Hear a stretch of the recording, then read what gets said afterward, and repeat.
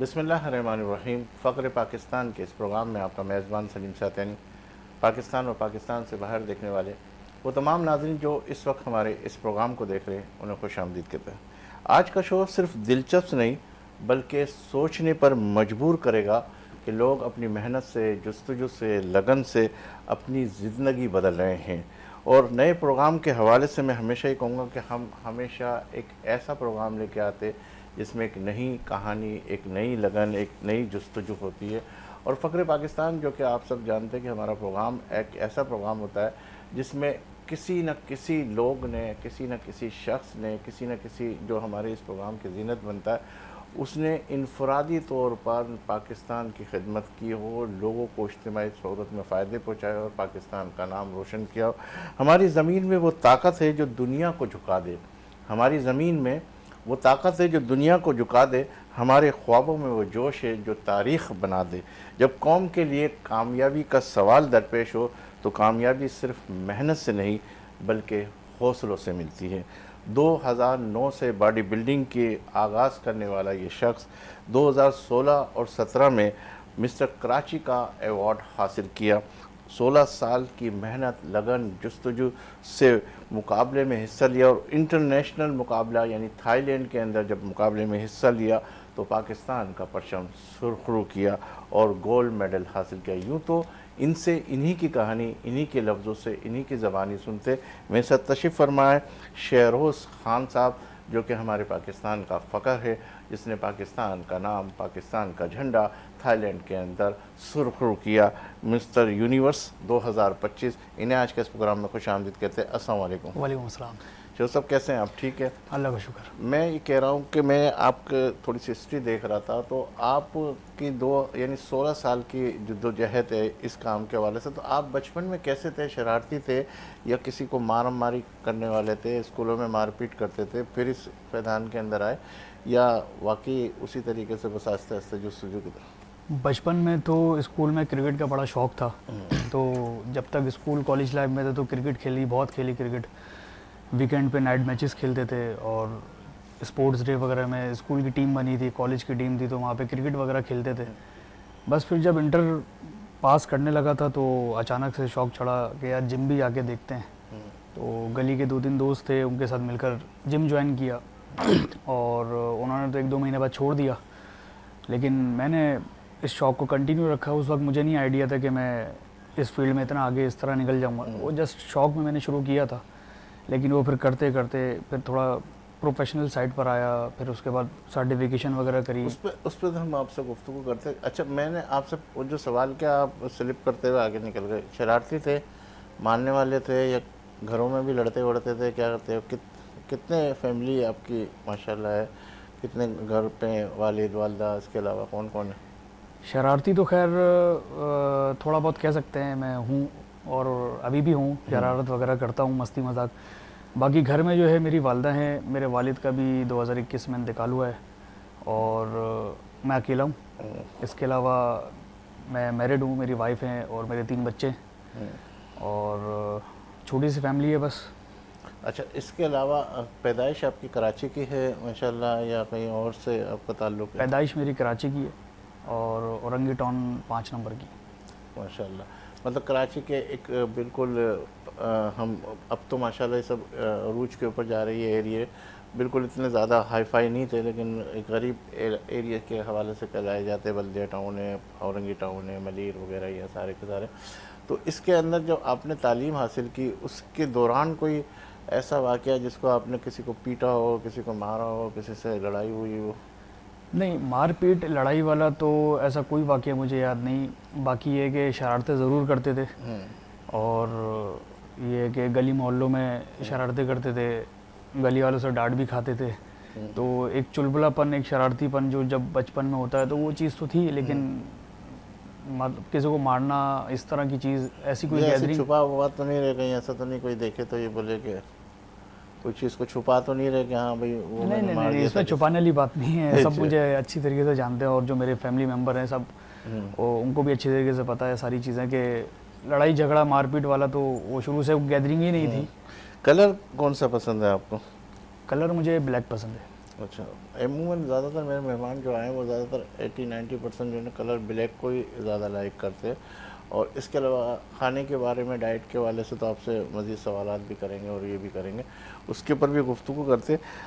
एक मुकाबला जो बकौल आपके 16 साल, कौन सा पहला मुकाबला जो आपने इस रेसलिंग के उस रिंग के अंदर किया, याद है कुछ? पहला कंपटीशन मैंने खेला था 2012 में, वो था डिस्ट्रिक्ट वेस्ट का कंपटीशन। और वो भी इस तरह खेला था, एक थोड़ी जर्नी में बताना चाहूँगा। वो कंपटीशन खेलने का मेरा उस वक्त इरादा नहीं था। मेरे उस्ताद थे उस वक्त, समी उस्ताद, मेट्रोविल पर होते हैं वो, और रहमान गोल्ड जिम के नाम से उनका जिम है। तो वहाँ पर मैं उनसे ट्रेनिंग करता था। तो उनके पास जो लड़के थे वो उस टाइम पे कंपटीशन की तैयारी कर रहे थे, और मैं गया था उनके पास सिर्फ कि यार मेरा बाजू बड़ा हो जाए, बस ये शौक़ था मेरा उस टाइम पे।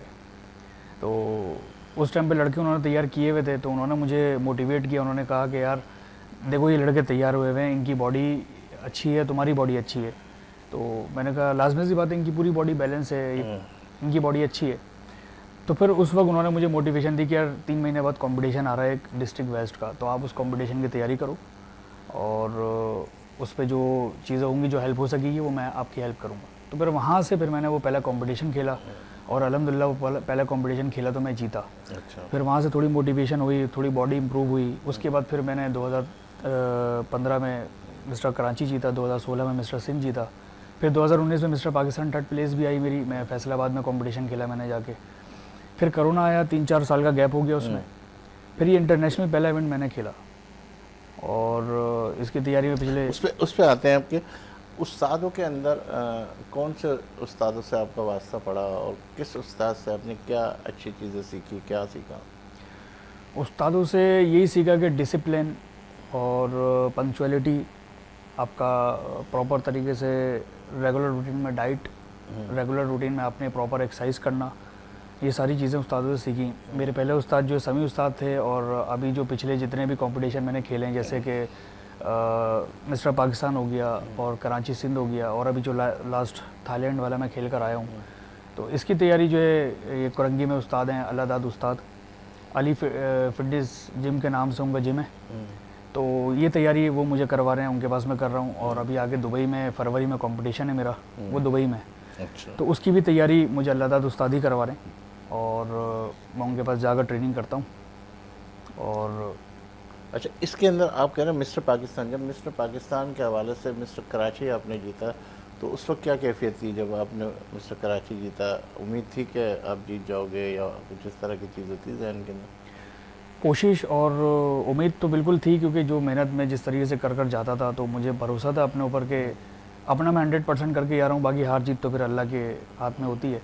लेकिन अपने सेल्फ आप जितनी आप समझ लें कि शौक़ से, जज्बे से आप जब तैयारी करते हैं, और आपको पता होता है कि आप अपना 100% कर जा रहे हैं, तो वहाँ आपको एक थोड़ा मेंटली तौर पर आपको एक वो होता है कि यार हाँ मैं जीतूँगा। फिर बाकी आप स्टेज पे जब जाते हैं, तो फिर वो फिर हार जीत तो फिर अल्लाह के हाथ में होती है कि अल्लाह। क्या घर वालों को खुशी महसूस हुई थी जब आपने मिस्टर कराची बने थे? तो घर वालों ने क्या कहा? मिस्टर पाकिस्तान बने तो घर वालों ने क्या की? इंटरनेशनल की तरफ तो मैं आता हूँ, आपको पहले हम पाकिस्तान की तरफ ही देखते हैं। क्या उस वक्त क्या कैफियत थी? घर वाले परेशान थे, कहते अच्छा है या नहीं? ये कभी डांट पड़ रही थी कि नहीं भाई अब इस शौक़ को छोड़ो, कोई और करो, ये करो, इस तरह की चीज़ आई? शुरू में जब मैंने जिम शुरू किया था, तब उस टाइम पे घर वाले कहते थे कि यार कि क्या तुम 3 घंटे जिम में हो और घर को टाइम नहीं दे रहे हो। हम लाजमी से 7 बजे आता था, 11 बजे आता था जिम कर घर वाले भी सो जाते थे। तो घर वाले इसके ऊपर नाराज़ होते थे थोड़े, स्पेशली वालिद साहब कहते थे कि यार 3 घंटे कौन करता है एक्सरसाइज। उस टाइम पे नहीं पता था, वो एक शौक़ था, तो लगे रहते थे एक्सरसाइज कर रहे हैं 3 घंटा।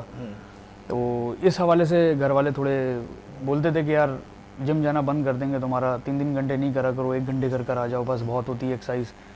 तो बाकी फिर जब कराची जीता, सिंध जीता, तो घर वालों ने भी देखा कि यार बच्चे को शौक़ है, और सारी चीज़ें प्रॉपर तरीके से डाइट वगैरह सारी चीज़ें कर रहा है, कोई गलत उसमें नहीं है। जैसे आजकल लड़के पान गुटके मावे छालिए सारी चीज़ें खा रहे हैं, तो घर वाले इस चीज़ से बड़ा खुश होते थे कि यार एक हेल्दी एक्टिविटी पे और अपनी सेहत के लिए अपने ऊपर जो भी कर रहा है अपने ऊपर लगा रहा है।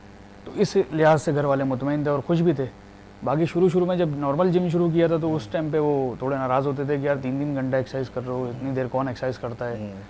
तो ये सारी चीज़ें होती थी। ठीक है नाज़रीन, लेंगे एक ब्रेक इस यकीन के साथ कि आप होंगे हमारे साथ, हम तो हैं ही आपके साथ। मिलते हैं चंद लोगों के बाद।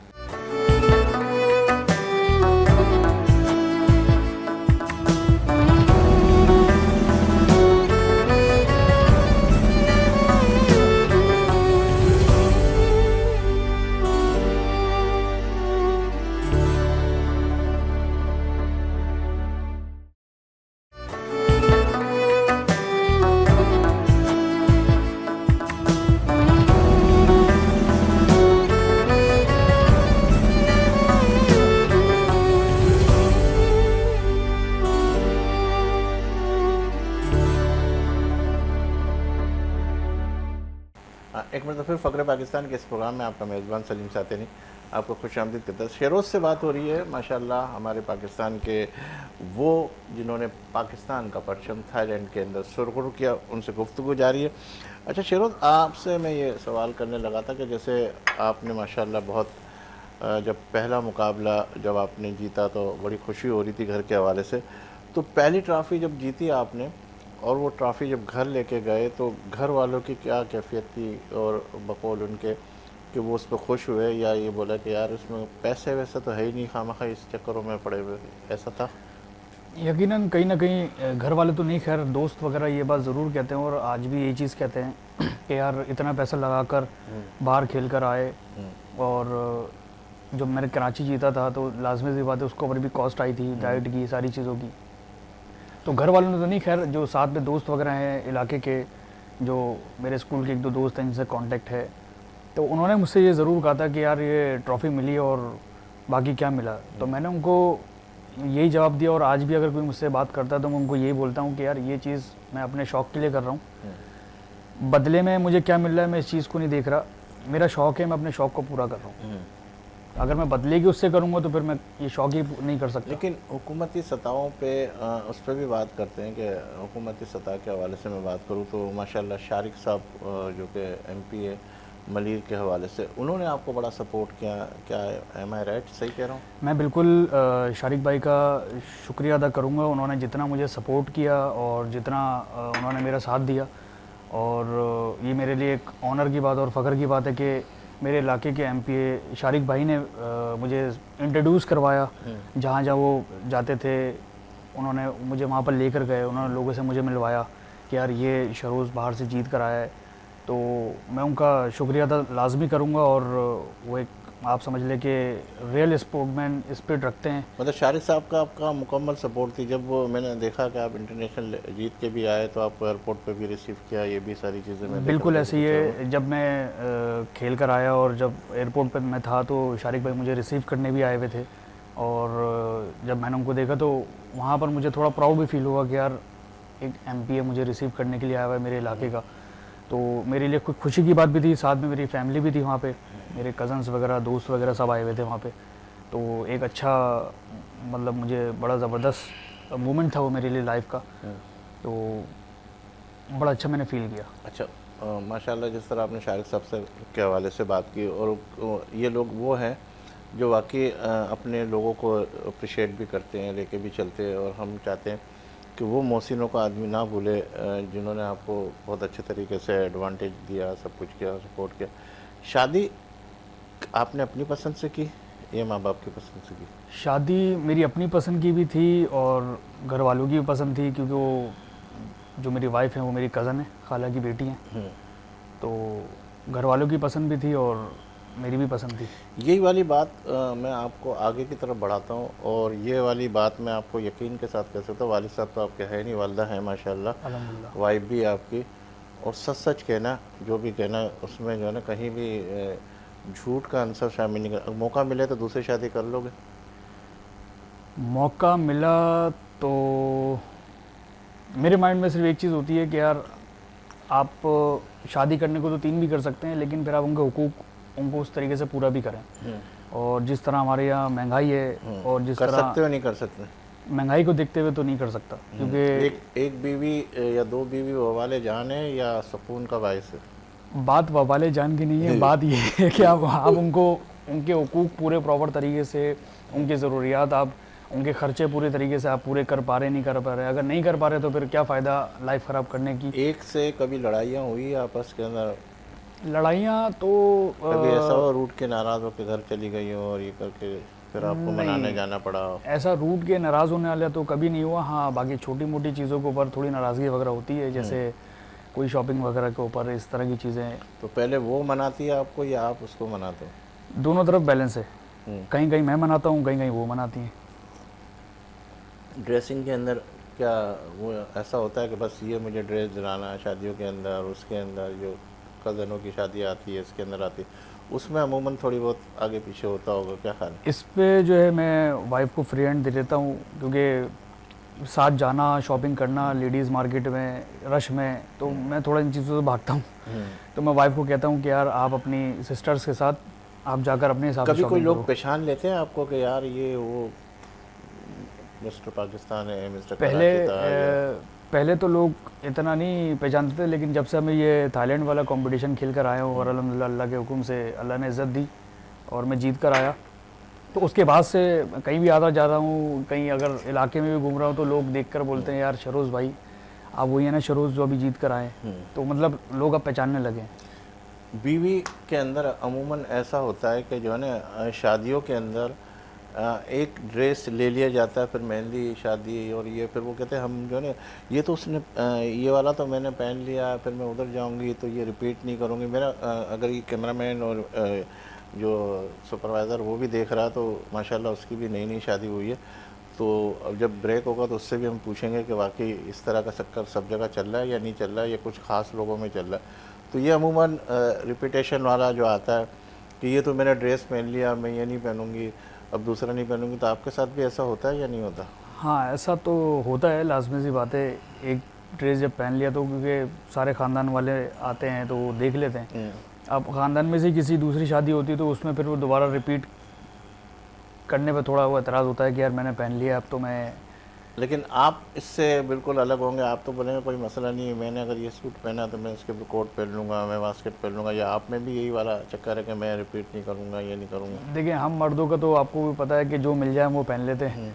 मतलब और मर्द इसका मतलब ये है कि आप ये दिखाना चाह रहे हैं या सबूत देना चाह रहे हैं कि मर्द बेचारा मजलूम है, मतलब कहीं कहीं आप ये कह मजबूर सकते भी हैं। है, मजबूर बीवी के लिए है, और क्या कहते हैं, समझ लो कि मजलूम जो है वो अपने लिए है। अपने लिए वो। तो वो अपने हवाले से जो है ना सब्र कर लेता है और वो कर लेता है सब। उसके अलावा भी मर्द की ड्रेसिंग में आपको पता है नॉर्मल या तो जीन्स की पैंट शर्ट पहन ली या फिर आपने नॉर्मल कमीज शलवार पहन लिया।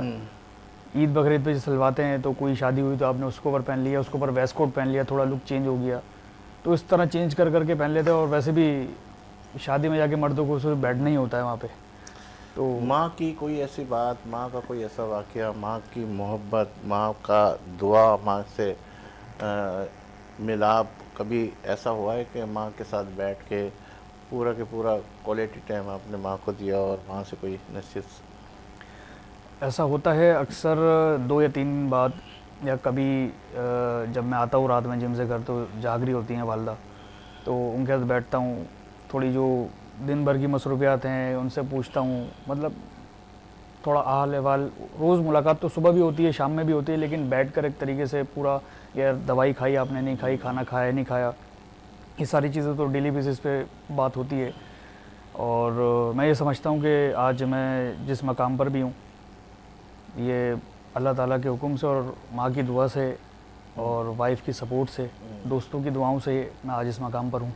एक मिस्टर यूनिवर्स का एक आम दिन कैसा होता है? अगर मैं कहूँगा आप कितने बजे उठते हैं, क्या खाते हैं और रोज़ाना कितनी देर ट्रेनिंग करते हैं, ये कब, और इसमें ये मज़ेदारी लगती है या नहीं लगती, या लगता है कि यार मैं ये सारी चीज़ें नहीं कर रहा होता तो अच्छा था, आम सब गुजार होता और आम सब होता?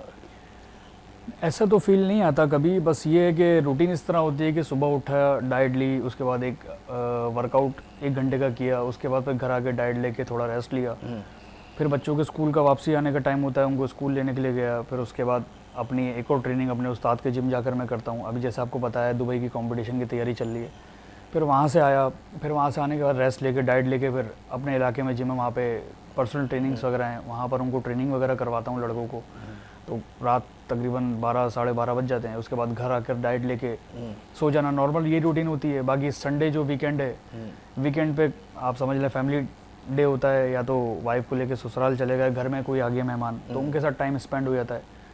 तो रूटीन जो है बड़ी आप समझ लें कि बिजी रहती दोस्तों है। के साथ कभी कोई ऐसा खुशगवार वाकया, कोई ऐसा लम्हा जो याद है जो दिलचस्प हो नशे व फराज इस जवानी तक आने में? दोस्तों के साथ का वाकया, हाँ मुझे एक बड़ा ज़बरदस्त आप समझ लें मेमोरी है मेरी। 2018 में हम पाकिस्तान टूर पर गए थे दोस्त, तो वो बड़ा अच्छा टूर था।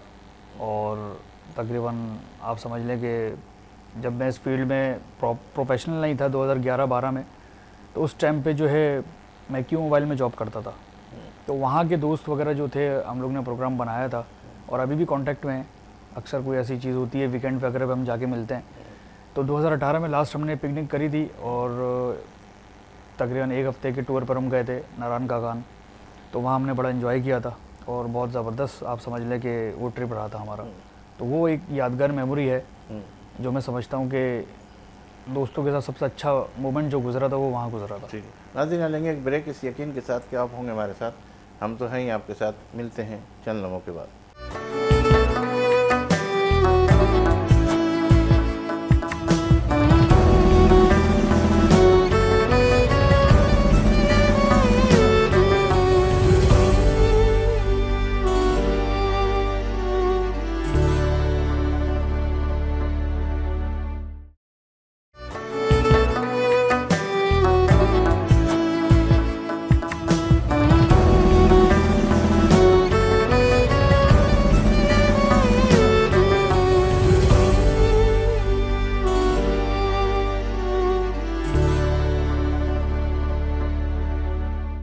हाँ, एक मतलब फिर फ़क्र पाकिस्तान में आपका मेज़बान सलीम साथी ने आपको खुशामदीद कहता है। आपकी कामयाबी में आपके वालिदैन का, आपके दोस्तों का, आपके उस्ताद का और आपका ख़ुद का कितना बड़ा कंट्रीब्यूशन है? मेरी कामयाबी में सबसे पहले तो मैं कहूँगा कि वालिद और वालिदा की दुआएं। उसके अलावा वाइफ को मैं क्रेडिट दूंगा कि मैं जितने भी कंपटीशन खेला, मेरे लिए एक स्पेशली अलग से डाइट बननी है। आपको पता है बॉयल चीज़ें खानी है, तो घर का खाना अलग बनना, मेरे लिए डाइट अलग बननी है। तो उनको क्रेडिट दूंगा कि उन्होंने प्रॉपर टाइमली सारी चीज़ें मैनेज करके रखती थी वो, और अभी भी करती हैं। इसके अलावा दोस्तों को मैं कहूँगा कि उनको सपोर्ट करूँगा कि जो जब मैं खेलने के लिए बाहर गया तो मेरे जो क्लाइंट्स थे, मेरे दोस्तों ने उनको एक्सरसाइज वगैरह करवाई। और बाकी जो मेरे करीबी दोस्त, स्कूल के इलाके के दोस्त हैं। किसी ऐसे दोस्त का नाम लेना चाहेंगे जिस पे आप खुशी महसूस कर रहे हो, या कहीं ऐसा नहीं नाराज़गी हो जाए कि यार मैंने इसका नाम लिया, उसका नहीं लिया, इसका नहीं लिया, तो इस तरह की तो कोई सिचुएशन नहीं है? नहीं, इस तरह की कोई सिचुएशन नहीं है। सारे दोस्त जो हैं आप समझ लें कि अच्छे दोस्त हैं और इन चीज़ों को वो नहीं माइंड करते कि यार मेरा नाम लिया नहीं लिया। बाकी एक क्रेडिट मैं अपने उस्ताद अल्लाह ताला उस्ताद को ज़रूर दूंगा कि मेरे साथ वो यहाँ पर भी उन्होंने ट्रेनिंग में साथ रहे। और मैं जब वहाँ पहुँच गया था तो वहाँ पहुँचने के बाद भी वो मेरे साथ वीडियो कॉल पर रहते थे कि कंडीशन से मैं उनको अपडेट देता था कि यार अभी ये कंडीशन है, तो मुझे बताते थे कि यार पानी रोक दो, चिकन का इस्तेमाल बढ़ा दो, अंडे का इंटेक रोक दो, कार्ब का लोड बढ़ा दो। तो सारी चीज़ें वो मुझे गाइड करते थे वहाँ पर भी, जबकि वहाँ का और यहाँ का टाइम का डिफरेंस आई थिंक शायद 2-3 घंटे का डिफरेंस था। तो उनको मैं क्रेडिट दूंगा कि वो वहाँ पर भी मेरे साथ रहे, यहाँ पर भी साथ थे।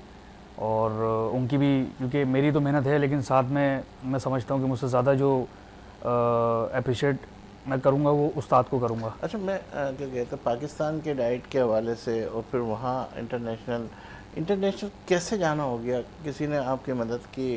कौन था जो आपको यहाँ इस फील्ड तक लेके चला गया? मिस्टर कराची, मिस्टर पाकिस्तान तो आप बन ही गए माशाल्लाह। उस तरफ कैसे गए आप?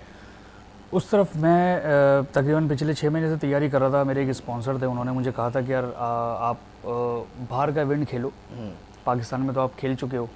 तो वहाँ से मेरा माइंड क्लिक किया, मैंने कहा यार तैयारी तो कर रहा हूँ तो चलो देखते हैं। तो उन्होंने जब मुझे स्पॉन्सर का कहा तो फिर मैंने तैयारी शुरू करी अपनी। लेकिन फिर एंड के टाइम पर इत्तेफाक ऐसा हुआ कि वो आउट ऑफ कंट्री थे और उनसे कांटेक्ट नहीं हो पाया। मेरी तैयारी पिछले 6 महीने से चल रही थी तो उस टाइम पे मैं बड़ा डिसहार्ड भी हुआ और थोड़ा परेशान भी हुआ कि यार मेरी तैयारी, क्योंकि तैयारी के ऊपर आपकी मेहनत तो थी, साथ में आपका डाइट का खर्चा भी था जो मैं 6 महीने से कर रहा था डेली बेसिस पे। अगर आप देखें तो उस पर मैं बात करूँगा आपसे कि किस तरह की डाइट है। तो ये जो फिर आप आगे की बात बता रहे थे उस पर ख़त्म करके फिर डाइट की तरफ आते हैं आपके। मैं यही चीज़ बता रहा था कि मैं उस चीज़ को बड़ा डिसहार्ड हुआ जो मैंने कॉस्ट पिछले 6 महीने की लगाई हुई थी। तो मैं यही सोच रहा था कि यार मैं कंपटीशन खेलने जाऊंगा ही नहीं जाऊंगा।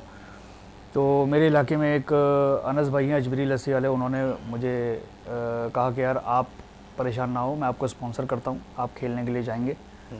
और तो फिर उन्होंने जो टिकट वगैरह जो मेरा ख़र्चा है वो उन्होंने बेयर किया और फिर मैं वहाँ पे खेलने के लिए गया और वहाँ से अल्हम्दुलिल्लाह अल्लाह के हुक्म से खेल कर जीत कर आया। मतलब अगर उन्होंने कोई सपोर्ट नहीं की तो फिर ये अजमेरी लस्सी वाले इन्होंने आपको सपोर्ट किया और माशाल्लाह फिर आप उस तरफ गए इंटरनेशनल खेलने के हवाले से। तो मैं ये कहूँगा कि इंटरनेशनल खेलने के हवाले से जब आप गए तो डाइट के हवाले से पाकिस्तान की डाइट में कह रहा था कि जो आप चल लेते तो उसके लिए कोई स्पेशली डाइट की आपने वो की तैयारियाँ की 6 महीने तक, क्या ऐसा खाया और उस वक्त पहले उससे पहले क्या खाते थे और आपके डाइटों में है क्या क्या चीज़ें? देखिए डाइट में सिर्फ कार्ब होता है, प्रोटीन होता है, बस ये दो चीज़ें आपने इंटेक करनी होती हैं। अब प्रोटीन में भी दो चीज़ें, एक चिकन है, बॉयल एग है, उसके अलावा कार्ब्स में जो है ब्राउन ब्रेड हो गई, वाइट राइस हो गए, ब्लैक कॉफ़ी हो गई, फिश हो गई, ये सारी चीज़ें होती हैं जो कि आपने डेली बेसिस पर इंटेक करनी होती हैं। तो डाइट तकरीबन यही चल रही होती है। रोटी वगैरह हम नहीं खाते, बाहर की चीज़ें फास्ट फूड जिंगर बर्गर ये सारी चीज़ें रोक देते हैं। तो वैसे रूटीन में खाते हैं आप? रूटीन में भी इतना नहीं खाता क्योंकि बॉडी को मेंटेन भी तो रखना है। क्योंकि मैं ये समझता हूँ कि बॉडी बनाने से ज़्यादा बॉडी को मेंटेन रखना मुश्किल है। और फिर कंटिन्यूसली बैक टू बैक कोई ना कोई कंपटीशन आता है, जैसा अभी मैं सितंबर में खेल कर आया और अब दुबई का दोबारा आ रहा है, तो इतना टाइम पीरियड मिलता नहीं है कि आप खुलकर कुछ खाएं और फिर दोबारा अपने आप को वापस रिकवर करें।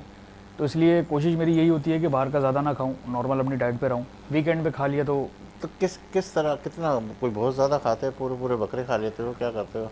वो तो भूख के ऊपर डिपेंड करता है, लेकिन अब ऐसा नहीं है पूरे बकरे। लेकिन ये है कि जब बैठते हैं खाने तो फिर माशाल्लाह 2, 4, 5 किलो खा सकते हैं। कितना खा सकते हैं? ज़्यादा से ज़्यादा कितना गोश्त खा सकते हैं? तकरीबन 3-4 किलो तो अगर खाने बैठे तो आराम से खा लेते हैं। अच्छा, और अगर मुकाबले पे बैठे तो 10 किलो खा सकते हैं? मुकाबले में तो खा सकते हैं, लेकिन उस टाइम पे बॉडी कंडीशन डिपेंड करती है कि यार आपने बॉडी को देना है या रोकना है। तो अगर बॉडी रिस्पॉन्ड आपकी ऐसी करती है कि आपके मसल में वाटर है तो उस टाइम पे फिर आपने चीज़ें रोकनी पड़ती हैं। अगर बॉडी बिल्कुल ड्राई है, बॉडी में शार्पनेस है, तो फिर उस टाइम पे आपने थोड़ा लोडिंग करनी होती है, तो फिर उस टाइम पे हम खाते हैं। जॉब कहाँ कर रहे हैं आप? जॉब तो मैंने लास्ट जो करी थी 2014 में, क्यों वाल वहाँ पर डाउन साइज हो गया था, तो उसके बाद तो मैंने जॉब नहीं करी। बस ये कि फिर मैं पर्सनल ट्रेनिंग और ये जिम ट्रेनिंग वगैरह करता रहा और अभी भी यही सारी चीज़ें। हुकूमती सतह के पर कोई एडवांटेज मिला? जबकि आपके साथ MPA भी है, कई उन्होंने जॉब के हवाले से, गवर्नमेंट जॉब के हवाले से, क्योंकि जब आप पाकिस्तान जीत के आए, सब कुछ जीत के आए, तो उस हवाले से कोई जॉब की ऑफ़र है या कुछ इस तरह के सिलसिले? मैं लिटरली एक सच्ची बात बताऊं, शारिक भाई का मैं शुक्रिया अदा करूंगा, लेकिन जॉब के हवाले से मुझे हुकूमती सतह पर कोई इस तरह का रिस्पॉन्ड नहीं आया। एक चीज़ मैं ज़रूर बताना चलूँगा, बहुत सारे आप समझ लें कि लोगों ने मुझसे दुबई के कंपटीशन का कमिटमेंट किया कि यार हम आपको स्पॉन्सर करेंगे, लेकिन वो एक फ़ेक मार्केटिंग के तौर पर उन्होंने सबके सामने कह तो दिया। लेकिन अब जब फ़ीस सबमिट करने का टाइम आया, जब मैंने उनसे कांटेक्ट किया, तो उन्होंने आगे से कहा कि यार अभी तो ये नहीं हो सकता, अभी तो ये मसले हैं। तो इस चीज़ ने मुझे बड़ा डिसहार्ट किया कि हमारे यहाँ ये इस तरह की चीज़ें बहुत होती हैं कि आप इन कैमरा लोगों के सामने या आप अपनी तारीफ करवाने के लिए कह तो देते हैं कि यार मैं स्पॉन्सर करूँगा, और लोगों ने सुन लिया, लेकिन जब टाइम आता है तो फिर आप बैक हो जाते हैं कि यार नहीं यार अभी तो नहीं हो सकता। ये तो ये मैं ये कहूँगा ज़रूर उन लोगों को कि एटलीस्ट अपनी फेक मार्केटिंग के चक्कर में इस तरह की चीज़ें ना करें, क्योंकि इससे होता ये है कि जो स्पॉन्सर कर रहा होता है ना, तो दूसरा जो बंदा होता है अगर वो करना भी चाहे ना, वो ये सोचकर नहीं करता कि यार फला बंदे ने स्पॉन्सर कर दिया, उसको थोड़ी पता कि उसने सिर्फ ज़बानी बोला है, स्पॉन्सर नहीं किया। तो इससे नुकसान आपके एथलीट का होता है कि लाजमी सी बात है, आपने तो एक मार्केटिंग के चक्कर में कह दिया, और जो दूसरा अगर वाकई करने वाला है वो तो ये सोच कर नहीं करता कि यार इसको तो उस बंदे ने स्पॉन्सर कर दिया, कुछ ना कुछ एडवांटेज मिल गया। तो इस वजह से फिर वो बेचारा बीच में फिर लटका रहता है। नाज़रीन, आप हमारे इस प्रोग्राम को देख रहे हो और हमेशा हमारा मेरा ज़ाती तौर पर जो है प्रोग्राम करने का मकसद ये होता है कि हम जो भी प्रोग्राम कर रहे हैं वो हमारे मालिकान के लिए, हमारी जितना भी स्टाफ जो यहाँ काम कर रहा है वो हम सब के लिए जो है सदक़े जारिया की सूरत बने और किसी का भला हो जाए और किसी का क्या कहते हैं कोई काम हो जाए। तो इस प्लेटफॉर्म से मैं कहूँगा ये हमारे पाकिस्तान के वो लोग हैं जिन्होंने हमारे पाकिस्तान के परचम को सुरखरू किया। हुकूमत भी चाहिए कि उनको अप्रिशिएट करे और इनके साथ पूरा कोऑपरेट करे ताकि जो है ये और मज़ीद आगे की तरफ बढ़े। ऐसे कई लोग हैं जो इस किस्म की चीज़ों के अंदर आगे आना चाहते हैं लेकिन जो है अपने फ़ंड्स की वजह से और अपनी माली हालात के हवाले से बैक हो जाते।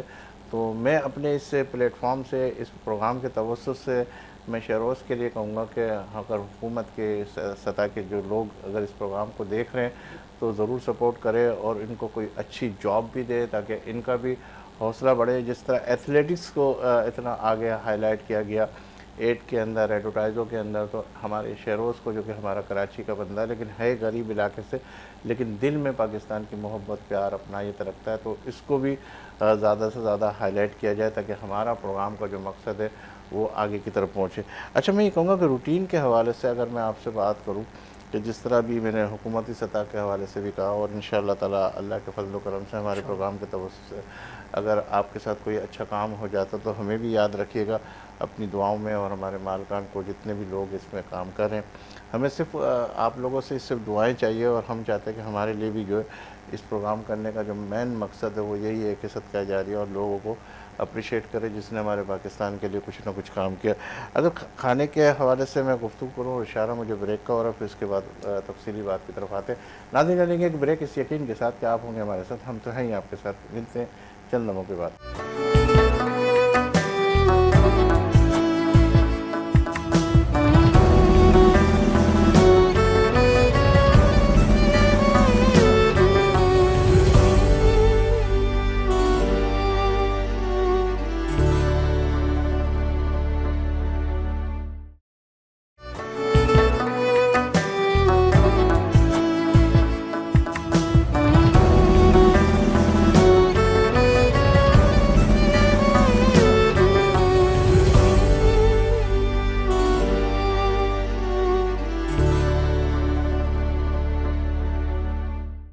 एक मतलब फिर फ़ख्र पाकिस्तान के इस प्रोग्राम में आपका मेज़बान सलीम सातियानी उसी मोहब्बत, उसी प्यार, उसी अपनायत, उसी एहसास के साथ खुशामदीद कहता है। शहरोज़ से हमारी बात हो रही है जिन्होंने पाकिस्तान के हवाले से मैंने पहले भी कहा था कि हमारे परचम को सुरखरू किया।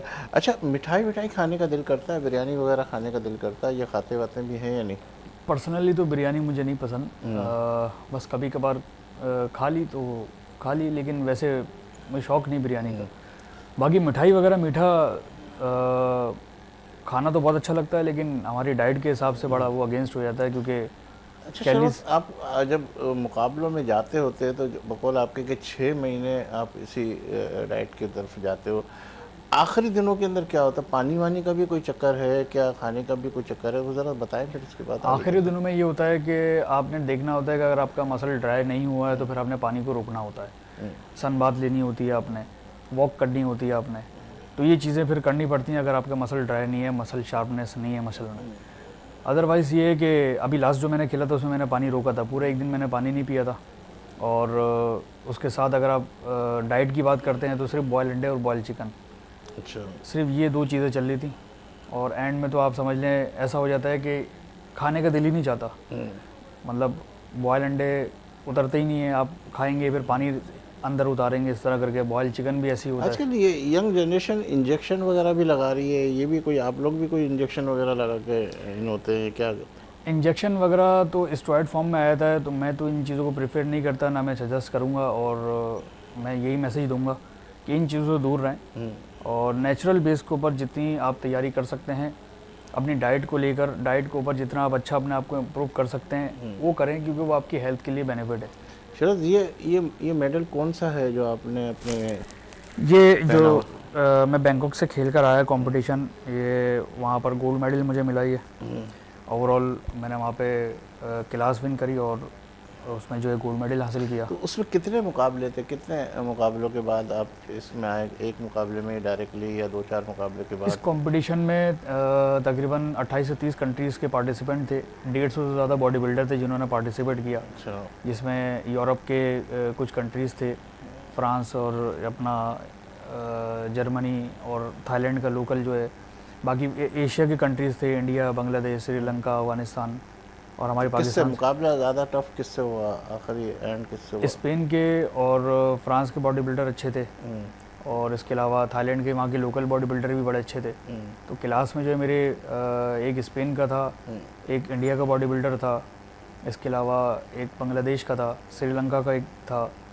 तो उनको बीट करके मैंने क्लास विन करी और फिर टोटल ओवरऑल फाइट में फिर मैं गोल्ड मेडल हुआ। मतलब ये नहीं, बकौल आपके कितने लोग थे? मैं ज़रा सा मेरे ध्यान से निकले, 28 की बात कर रहे हैं? 28 से 30 कंट्रीज़ थे जिन्होंने पार्टिसिपेट किया इस कॉम्पिटिशन में। जी जी। और उसमें तकरीबन 150 से ज़्यादा बॉडी बिल्डर थे। तो कितने दिन रहे आप उधर वहाँ पर? हमारा 3 दिन का कंपटीशन था ये, और उसके अलावा एक दिन की वहाँ पे फेडरेशन की पिकनिक होती है। ये पताया के अंदर हुआ था? पताया सिटी में।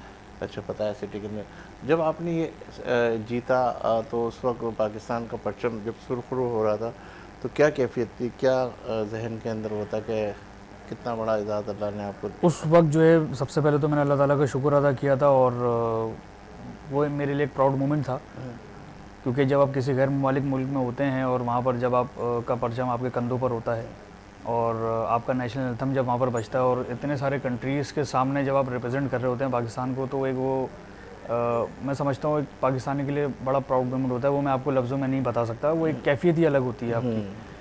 तो वो मेरी लाइफ का सबसे इम्पोर्टेंट और सबसे ज़बरदस्त मोमेंट था, जिसको मैं हमेशा याद रखूँगा। उसको मैं आपको लफ्ज़ों में नहीं बता सकता। वो कैफियत आपकी एक पाकिस्तानी, बतौर पाकिस्तानी एक कैफियत आपकी अलग होती है। तो उस वक्त सिर्फ आप ही पाकिस्तान के गोल्ड मेडलिस्ट बने या इसके अलावा भी कोई और भी चल लेते इसमें मुकाबलों में? इसमें एक मास्टर क्लास में सरगोदा का लड़का था, वो मास्टर क्लास में गोल्ड मेडल जीता था। मास्टर क्लास होती है 40 साल से ऊपर के लोग खेलते हैं, तो उसमें उसने गोल्ड मेडल हासिल किया था। और बाकी अब जो जब आपने ये गोल्ड मेडल जीता, और टाइम मेरे पास बिल्कुल ही कम है, तो उस वक्त पाकिस्तान के किसी शख्स ने या कोई हमारा साहिब इक़्तिदार के हवाले से कोई पैगाम आपको पहुंचा था कि आपको मुबारक हो, या इस तरीके से कोई बात आई थी, कोई अप्रिशिएशन की चीज़ आई थी? नहीं, इस तरह की कोई अप्रिसिएशन नहीं आई। शारिक भाई के पास मेरे पास मैसेज आया था कि मैं आपको रिसीव करने के लिए आऊँगा, और मैं उनका स्पेशली शुक्रिया अदा करूँगा, क्योंकि जो दुबई का कंपटीशन में खेलने के लिए जा रहा हूँ फरवरी में, इसका स्पॉन्सर शारिक भाई ने ही मुझे अरेंज करवा कर दिया है, और शारिक भाई ने ही मुझे उसकी फ़ीस अरेंज करवा कर दी है स्पॉन्सर से।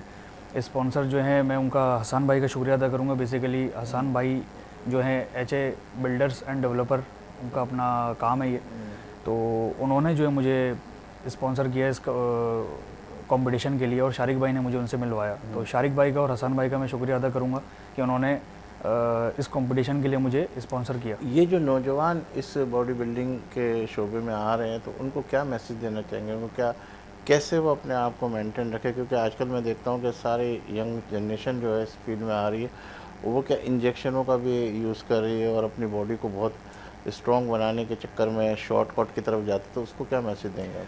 मैं उनको यही मैसेज दूंगा कि शॉर्टकट की तरफ ना जाएं, अपनी डाइट से, अपनी डेली रूटीन से, अपनी एक्सरसाइज से अपने आप को इम्प्रूव करें, क्योंकि शॉर्टकट आपको जल्दी तो पहुंचा देगा, लेकिन वो आपके बाद के लिए, आपके हेल्थ। कितना अरसा होना चाहिए मतलब अपनी बॉडी को मेंटेन करने के लिए, जो ये नौजवान देख रहे हैं, तो ताकि उनको भी पता चले, क्योंकि आप माशाल्लाह इस फील्ड से मुंसलिक है, तो किस तरह की कितनी देर तक अब प्रैक्टिस को करें और क्या करें?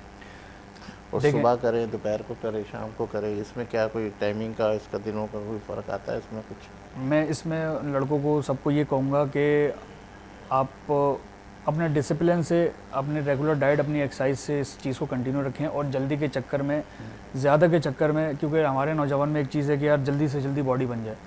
वो ये समझते हैं कि जिम जाने से बॉडी बनती है। तो उनको ये बताना चाहूँगा कि जिम जाने से बॉडी तो बनती है, लेकिन साथ में आपकी डाइट से भी बॉडी बनती है। आप जब तक डाइट नहीं लेंगे, जब तक बॉडी नहीं बनेगी, बिकॉज डाइट जो है 70% है, एक्सरसाइज 30% है। 24 घंटे में से 1 घंटा आप एक्सरसाइज करते हैं, 23 घंटा आप डाइट करते हैं। यही वजह है डाइट का रेशियो 70% है, एक्सरसाइज का रेशियो 30% है। और लड़कों को मैं ये कहूँगा, जैसे आपने बताया कि सुबह के टाइम, शाम के टाइम, रात में कब करनी चाहिए एक्सरसाइज, मैं ये कहूँगा जिस टाइम पे आप समझते हैं आप मेंटली फ्रेश हैं, आप एक्टिव हैं, आप उस टाइम पे एक्सरसाइज करें, अब वो चाहे सुबह हो, शाम हो या रात हो। वॉक कितनी ज़रूरी है? वॉक तो कंपलसरी है। वॉक बेसिकली कार्डियो में आ जाता है, और कार्डियो जो है आप समझ लें एक्सरसाइज के बाद 15 मिनट 20 मिनट तो सबको ही करनी चाहिए, क्योंकि एक आपकी हेल्दी रूटीन के लिए एक अच्छी चीज़ है। भले आप जिम ना करें, मैं 40 प्लस लोगों के लिए, 50 प्लस के लिए कह रहा हूँ कि आप एक एक्टिविटी अपनी रूटीन में रखें, चाहे आप जिम ना करें लेकिन एटलीस्ट आप वॉक ज़रूर करें सुबह के टाइम पे या फिर शाम के फिरोज़, टाइम आप हमारे इस प्रोग्राम में आए, माशाल्लाह जिस तरीके से आपसे गुफ्तगू हुई और बड़े अच्छे तरीके से आपने ऐसे तरीके से सब चीज़ें बताने की कोशिश की। मैं आपको अपने पूरे सिंध की तरफ से, पूरे पाकिस्तान की तरफ से, अपने चैनल की तरफ से, अपने सारे लोगों की तरफ से ये गोल्ड मेडल जीतने के ऊपर मुबारकबाद पेश करता हूँ। और माशाल्लाह जो दुबई का आपका टूर है उसके लिए हम दुआ गो हैं कि अल्लाह ताला उसमें भी आपको कामयाबी अता फरमाए और उसके अंदर भी हमारे पाकिस्तानी परचम को आप रोशन करें। आप हमारे प्रोग्राम की जीनत बने, बहुत शुक्रिया। नाज़रीन, आपने हमारे इस प्रोग्राम को देखा और हमारी कोशिश हमेशा यही रही है कि हम इस फ़ख्र पाकिस्तान के प्लेटफॉर्म से उन लोगों को इंट्रोड्यूस कराएं जिन्होंने इनफरादी तौर पर पाकिस्तान के लोगों की भी खिदमत की और पाकिस्तान के परचम को भी बुलंद किया। और वो लोग जो हमारे इस प्रोग्राम की जीनत बनते हैं, हमारी कोशिश ये होती है कि कहीं किसी कोने के ऊपर जो है बहुत सारे लोग अपने आप को हाईलाइट नहीं करते और ख़ामोशी से अपनी ज़िंदगी के इस सफ़र को जारी और सारी रखे हुए होते और ख़ामोशी से अपनी ज़िंदगी को एंड कर लेते।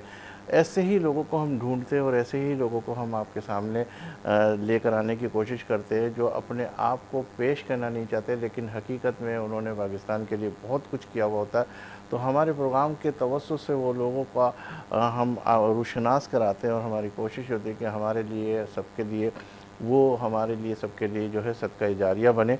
और इस वक्त हमें अगर कोई चीज़ हासिल करनी है तो वो सबसे पहले दौलत, शोहरत, इज़्ज़त, मुकाम, हैसियत, नाम सब कुछ अल्लाह ताला की तरफ से अता होता है। लेकिन ख़ुसूसी तौर पर अगर इंसान अपने अखलाक से, अपनी सारी चीज़ों से सदके जारिया की सूरत बनाए तो वो ज़िंदगी के बाद भी जो है उसके लिए बहुत कुछ दे सकता है।